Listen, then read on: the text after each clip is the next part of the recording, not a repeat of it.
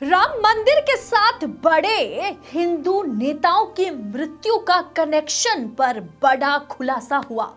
राम मंदिर उद्घाटन के महज कुछ दिन पहले इस खुलासे पर जमकर राजनीति हो रही है और भारतीय जनता पार्टी ट्रोल हो रही है, बीजेपी पर सवाल उठ रहे हैं।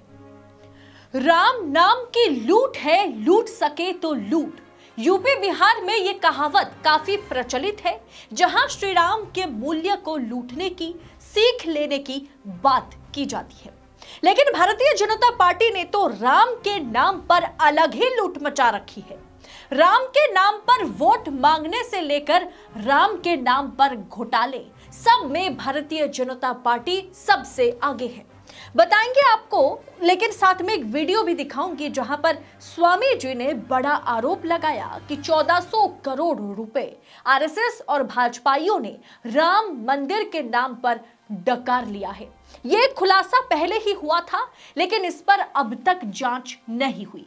यहां तक कि आरोप यह भी लगा कि राम मंदिर के पीछे भाजपाइयों ने बड़े बड़े हिंदू नेताओं की हत्या भी कराने की कोशिश की और कामयाब भी रही। पूरा मामला बहुत ही गंभीर है, तो वीडियो को अंत तक देखिएगा। नमस्कार, स्वागत है आप सभी का देश नीति पर।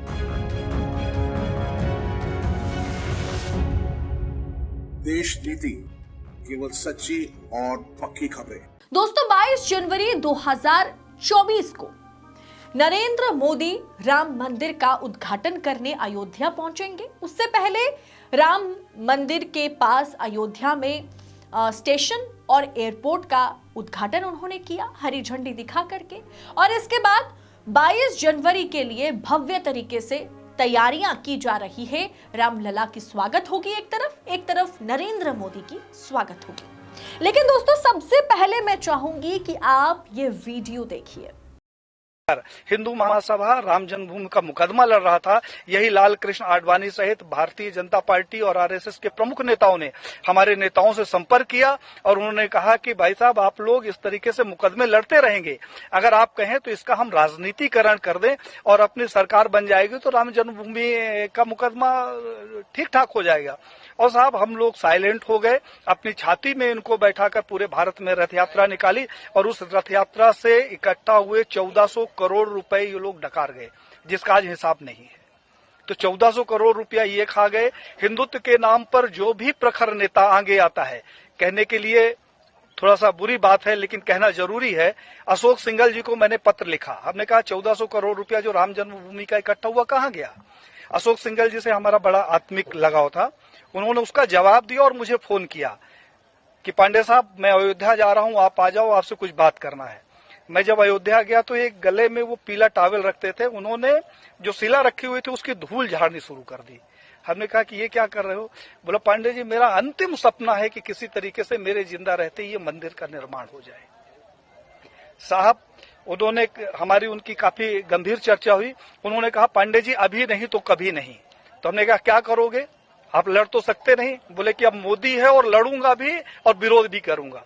और साहब, अशोक सिंघल जी एक स्वस्थ व्यक्ति जिसके साथ हमने 2 दिन बिताया, वो दिल्ली जाता है और अचानक उसकी मौत हो जाती है।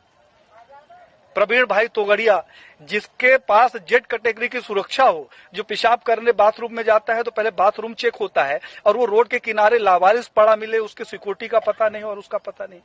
कमलेश तिवारी, जिसकी सिक्योरिटी के लिए 24 गार्ड नियुक्त थे, हमारे पास उसके पत्र हैं साहब। और उस आदमी की हत्या हो जाती है और हत्या का कारण सिर्फ ये होता है कि उसकी सुरक्षा में कमी कर दी जाती है। तो बीजेपी के समय में मैंने ये देखा कि जितने हिंदूवादी प्रखर नेता हुए हैं, उनकी एक एक करके हत्या कर दी गई। अभी 2 तारीख को हमारे पास लखनऊ से फोन आया, यानी तत्कालीन भाजपा के कद्दावर नेताओं ने रथ यात्रा के 1400 करोड़ रुपए अपने जेल में डाल लिया। यह आरोप विश्व हिंदू परिषद के स्वामी जी ने बताया। साथ में आरोप यह भी लगा था कि हिंदूवादी जितने प्रखर नेता थे, भाजपाइयों ने उनकी भी हत्या करा दी। अब इसमें से अशोक सिंघल वीएचपी के वरिष्ठ नेता थे, उनकी मौत आज भी सवालों के घेरे में है। और ये जो राम मंदिर का उद्घाटन होने जा रहा है ना दोस्तों, इससे पहले भी इसके ऊपर यानी वरिष्ठ नेता वीएचपी नेता जो है सिंघल साहब के ऊपर उनकी जो मौत हुई थी उस पर सवाल उठेगा। स्वामी जी का कहना है कि अशोक सिंघल भाजपा नेताओं के साथ इसी 1400 करोड़ रुपए को लेकर के बात करने वाले थे, जिसके बाद अचानक से उनकी तबीयत खराब हो गई और उनकी मौत हो गई। और ये मौत जो है वो काफी रहस्यजनक है, यानी संदिग्ध है। जैसे भाजपा के कद्दावर नेता की मौत या हत्या पर लगातार सवाल उठा, और ये सिंघल साहब की मौत पर भी लगातार आज भी सवाल उठ रहे हैं। इसके अलावा विश्व हिंदू परिषद के वरिष्ठ नेता प्रवीण तोगड़िया ने भी इस मुद्दे को उठाया, यानी आरएसएस और भाजपा ने जो 1400 करोड़ रुपए डकार लिए थे उस पर उन्होंने सवाल उठाया। लेकिन 2018 में उन पर अचानक जानलेवा हमला होता है।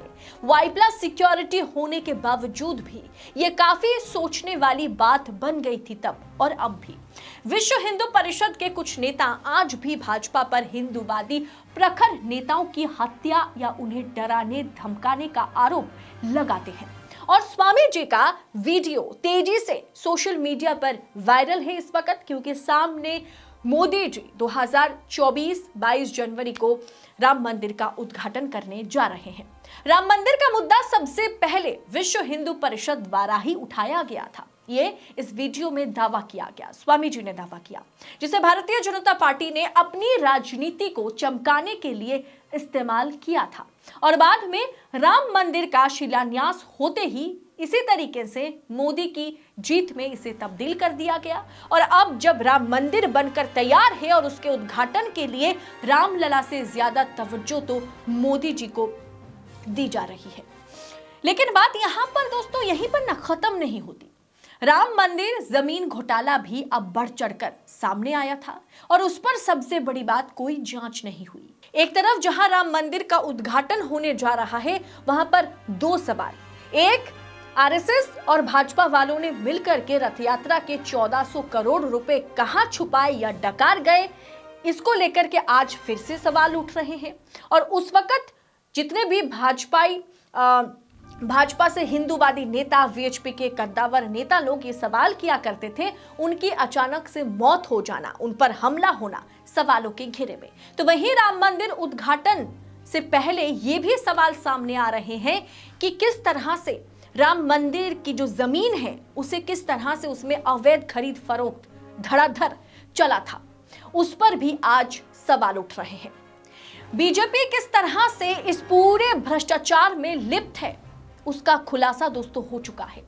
दी वायर की रिपोर्ट के मुताबिक उत्तर प्रदेश में अयोध्या विकास प्राधिकरण ने अपने क्षेत्र में अवैध रूप से भूखंड बेचने और उन पर निर्माण कार्य कराने वाले 40 लोगों की सूची जारी की है, मतलब की थी। इस पहली रिपोर्ट है, पुरानी रिपोर्ट है ये।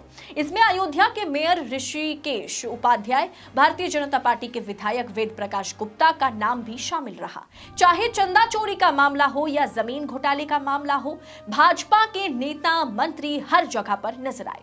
अब भाजपा की भू माफिया, कहीं ना कहीं आप कह सकते हैं ये आरोप उस वक्त संजय सिंह ने लगाया था कि बीजेपी जो है ना वो भू माफिया बन गई है। इस घोटाले में भाजपा नेताओं की इन्वॉल्वमेंट तो सरकार को माननी पड़ी थी उस वक्त, लेकिन इस पर कोई कार्रवाई नहीं हुई। उस वक्त राम के नाम पर पैसा डकारने वालों की पोल खुल गई थी और पूरे घोटाले में दो अलग अलग पहलू सामने आए थे। पहला कि चंदा चोरी, भाजपाइयों ने बहुत ही कम पैसों में जमीन खरीदी और फिर उसे ज्यादा दामों पर ट्रस्ट को बेचा था। दूसरा कि श्री राम जन्मभूमि ने तो सिर्फ 70 एकड़ जमीन ही ली है, जबकि उसके आसपास के पूरे इलाके में भाजपाई नेता, मंत्री, सांसदों ने अपनी जमीन खरीदी है। इस पर भी उस वक्त सवाल उठाए गए। लगातार कांग्रेस के साथ साथ आम आदमी पार्टी के जो सांसद हैं संजय सिंह ने इस पर मुखर होकर सवाल उठाया था, लेकिन इस पर कोई जांच नहीं हुई और ना ही सरकार ने इस पर किसी तरह का स्पष्टीकरण देने की कोशिश की, ना ही कोई प्रेस कॉन्फ्रेंस करके इन घोटालों को खारिज किया गया था। दोस्तों, राम मंदिर के ब्लूप्रिंट के बारे में पहले से ही भाजपा नेताओं को पता था, तो चंदा चोरी और मुनाफाखोरी ये सारा कुछ अब आपके सामने है।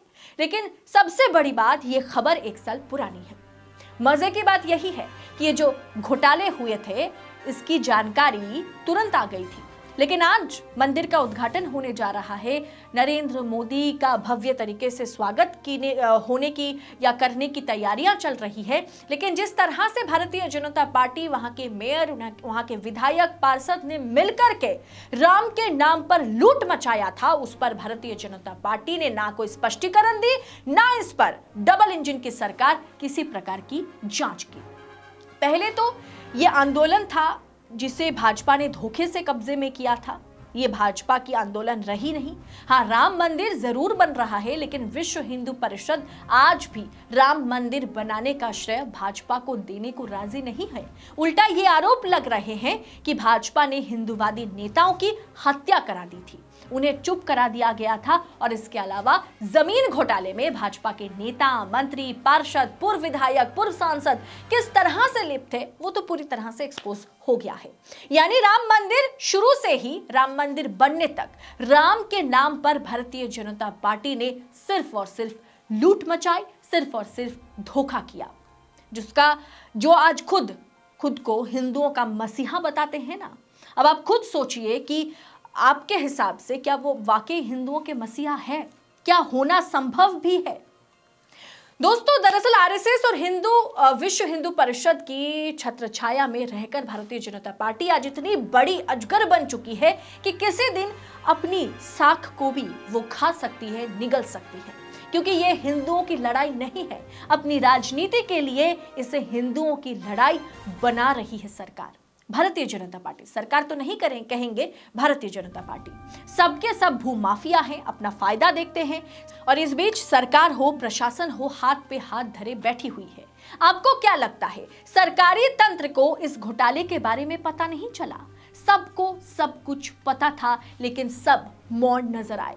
और सबसे बड़ी बात, अब गोदी मीडिया को देखिए, आज मोदी जी को रामलला से भी बड़ा करके दिखाने की कोशिश की जा रही है, लेकिन किस तरह से जमीन को 80 रुपए का जमीन, मानिए आप कि 80 रुपए का जमीन दोस्तों 80 लाख में बेचा गया, और ये भारतीय जनता पार्टी के जो नेता लोग हैं, जो सांसद हैं, पूर्व सांसद, पूर्व विधायक, पूर्व पार्षद ने खरीदा और बाद में उसे ट्रस्ट को बेचा, जिस ट्रस्ट को पीएमओ ने बनाया।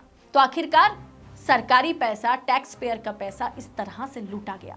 इस पर आपकी राय क्या है? और साथ ही साथ भाजपा के पुराने नेता मंत्रियों ने किस तरह से 1400 करोड़ डकारने का उन पर आरोप जो लगा, और जिस तरह से भाजपा के बड़े नेताओं पर, पूर्व नेताओं पर, पुराने नेताओं पर, आरएसएस पर जो है 1400 करोड़ रुपए रथ यात्रा का डकारने का आरोप लगा, और साथ ही साथ वीएचपी के तमाम नेताओं की हत्या और उन पर हमला कराने का जो आरोप लगा, इसे आप किस अंदाज में देखते हैं? कमेंट कर अपनी राय हमारे साथ शेयर कीजिएगा। अगर ये वीडियो आपको पसंद आई है तो आगे वीडियो को फॉरवर्ड करें, रिपोर्ट पसंद आई है तो वीडियो को आगे शेयर करें, और देश नीति इसी तरह से बेबाक और बेखौफ पत्रकारिता कर सके, इसके लिए हमें आपकी सहयोगिता की सबसे ज्यादा जरूरत है। तो देश नीति को अपना भरपूर सपोर्ट दे, चैनल को सब्सक्राइब करते हुए जाइएगा। बहुत बहुत शुक्रिया। जय हिंद, जय भारत।